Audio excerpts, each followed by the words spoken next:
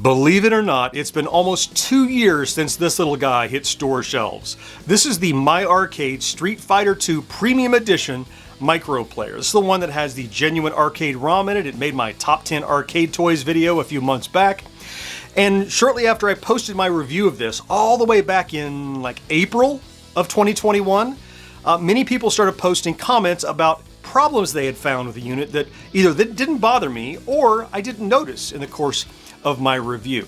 Now, I had heard in the time since that these things have been addressed by My Arcade, but it was just hearsay and I couldn't verify that. I couldn't verify that, at least until now, when I was able to get a hold of a newly released current edition and revision of this same micro player. Did they fix all of the problems that we had with it? I'll tell you, and we'll get after it in 10. This video supported in part by... Playing VR, I tend to sweat. It gives me an edge. So King of Nerds happens to give me an edge too. Let King of Nerds give you the edge. Bye, King of Nerds. Hey there, welcome back to GenXGrownUp. I am John, and I am a GenXGrownUp. Thank you for the click. If you were a collector and player of this micro player back when it first came out, or in fact, any time in the intervening years, because as of today, My Arcade continues to manufacture, distribute, advertise, and sell this micro player. It didn't get discontinued like so many of their others, and rightfully so. It was a pretty darn good one. But as I mentioned, we did encounter three key things that were not ideal about this. The first is the ordering of the buttons. Now, most every Street Fighter II cabinet has the sequence red, white, and blue, and I observed that this one came like white, blue, and red or something. I fixed that in a video. That was really easy. The second item that you could say is somewhat subjective, many people said the joystick on this thing is way too loose and floppy, which made control difficult. It didn't bother me, but I do get it, and I understand what the complaints were, and justifiably so. I think it'd be nice if it felt a little tighter and the control was a little more precise. The third and most important and most damning of these problems was there was a control logic issue. We did a video about it showing the problem, and it had to do with when you move diagonally, some commands were not being interpreted properly from the 6 kind of punch and kick buttons. Now, all of this is very well documented in previous videos that I've done that I'll put in, I don't know, links over my shoulder or in the description or wherever you put links. You can go and see those previous videos I did. And this may be a long overdue, but certainly not outdated update to this review. As I said, this model is still being sold, so I think it's important to know if you go and buy one today, are those problems we observed starting a couple of years ago actually all addressed? Let's find out. I've got the two side by side here on my bench, and the original release is here on the left and the update is here on the right.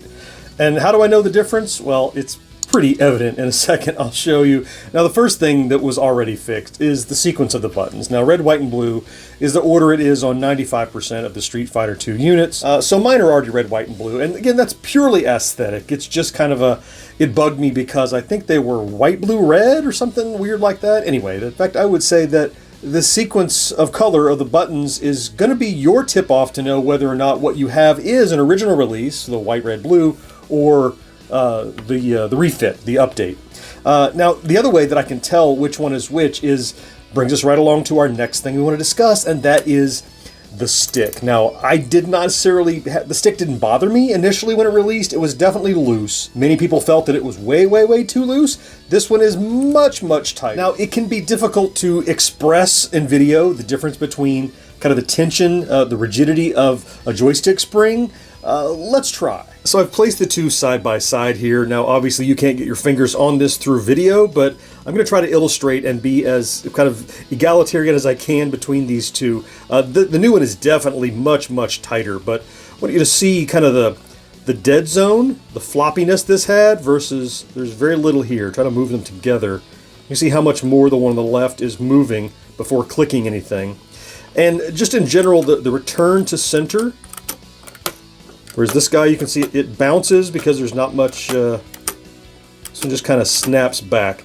You'll just have to take my word for it at first here. The updated one is much, much tighter. When we take it apart, we're going to look at the spring, which I'm suspecting is what they've modified. But so there's two for two now. button order and the tightness of the joystick both have been remedied in this revision. So what I've done to kind of test this is I have the old unit and the new unit connected up with that co-op versus cable. We'll look at that more in a second, but I don't have to fight the AI this way, and I can just show you this very clearly. So I want you to look at my player one, and the problem had to do with combinations of diagonals, meaning I'm invoking two directions, and certain punches and kicks that were along the same matrix on that board. So the easiest one to replicate is the down to the right, and I'll do the short kick, and I get the short kick, and then I do the forward kick, and I get the short kick again. So you can see, there's the old one manifesting the problem. Now let's take a look at the new one.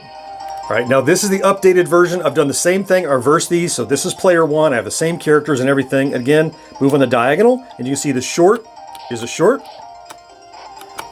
and the forward does give you that medium kick. So definitely some logic was changed here. Something was upgraded, something was improved, so that's fixed. That's not enough for me. I need to know how and why it was fixed, so I think I'm gonna tear this apart and see what changed.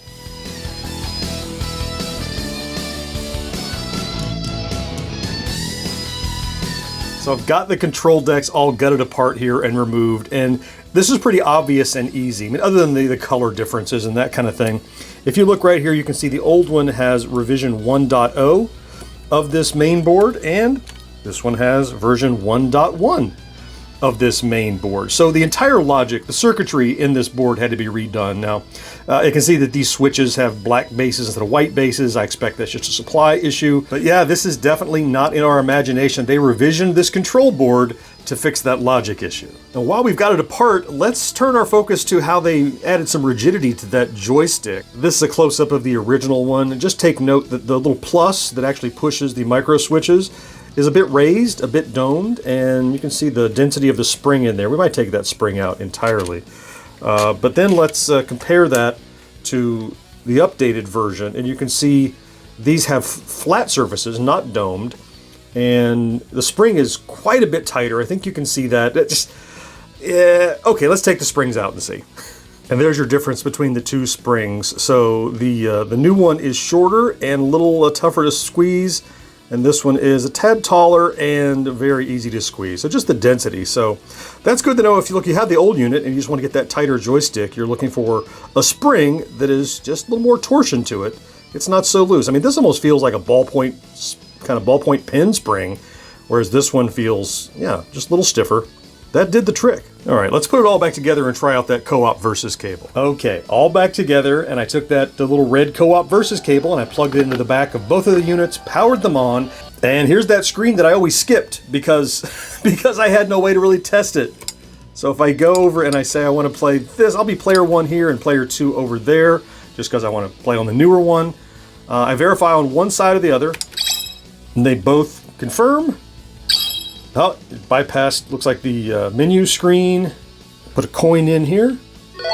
Oh, it happened on both of them. They both got a coin. And I start on this side. Yep. All right, there's a little bit of an echo, so I'm going to turn down one of these. I'll turn the other one down a little bit. Now, something I want you, so it's just a one-player game right now. What I want you to notice is I feel like the screen on the newer version is not quite as vibrant. Now, I know some of that can be chalked up to viewing angle, and it's hard to see on screen. The difference is slight. The difference is slight, but I mean, as you source these over the years, you're going to get slightly different variation, but it's just a little more washed out. Like, there's not quite as much detail in this screen. Minor. Very minor. All right, so let's do...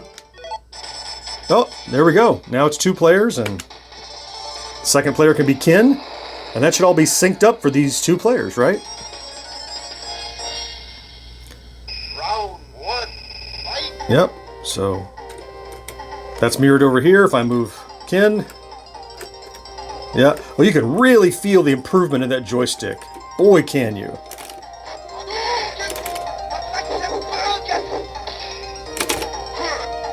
Yeah. I'm getting off moves that I felt I couldn't get off very well before, but yeah, so this, I never got to test this out when I had just one unit, but it works really well. The only thing to take note of is if one unit or the other gets turned off, game over for everybody. The game just kind of goes, it doesn't know how to react and freezes, but it's to be expected. I mean, they've got their brains kind of linked there. So, all right. So, look, buttons, stick, control. I think we got a winner.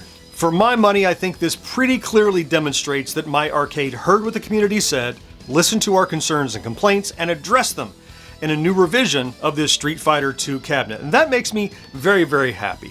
If there's any negative to take out of this, and it's a small one, I guess, and that is if you were an early adopter, if you jumped on this thing right away, there's not really a clear path that I'm aware of to get it fixed. All you would need to do is get a brand new control deck. That looks like where all the changes took place. But you would probably have to contact My Arcade and coordinate with them if you wanted to get an old one swapped out for a new one. There's not like a firmware patch or something. But that being said, the things they changed were important. They stiffened that joystick so it wasn't so floppy. They corrected the order of the buttons again, okay. And finally, and most importantly, it's evident that My Arcade actually had their engineers address and revise the control logic board that goes inside of these little units. We knew that if you were a knowledgeable Street Fighter player, the commands you're sending were not being processed properly. That was a deal breaker for many people. So I'm happy to report that that has now been addressed, along with the other couple of issues that we just talked about. Look, I will throw links over my shoulders here and here to some of the other videos related to this My Arcade Street Fighter II. I certainly hope you found something to enjoy, though, in this update, and I can't wait to talk to you again next time. Bye-bye.